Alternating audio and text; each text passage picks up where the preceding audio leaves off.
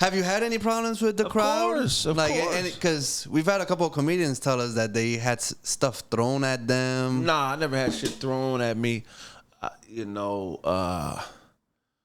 had motherfuckers walk out.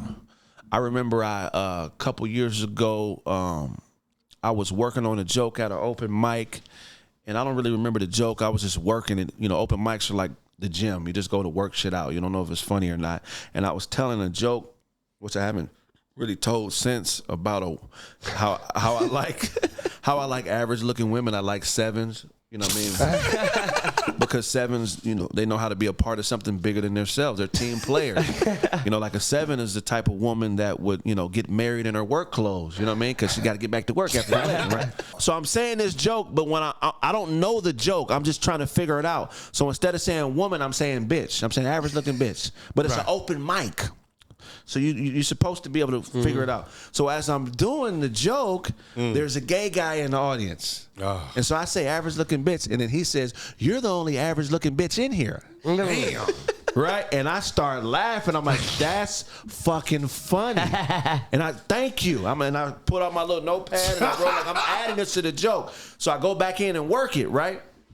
So he keeps saying it through my set. You're the only average-looking bitch in here. Damn. Oh, yeah. He just kept... Now it gets uncomfortable. I laugh about 3 or 4 times. Then the 5th time, I'm like, hey, bro, I appreciate you.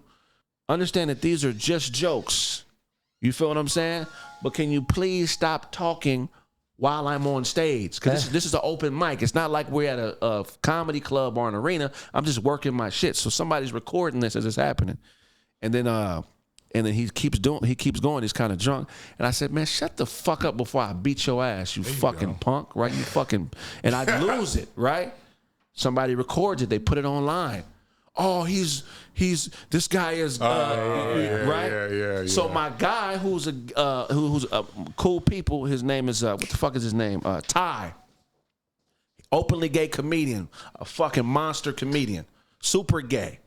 He happens to be there. He sees the video online. Now, it's a day or two, the video's online. People are dragging me. And then Ty does a video. Hey, what are you guys talking about? I was there. Right. This guy was being drunk and belligerent. Kraig was in the right.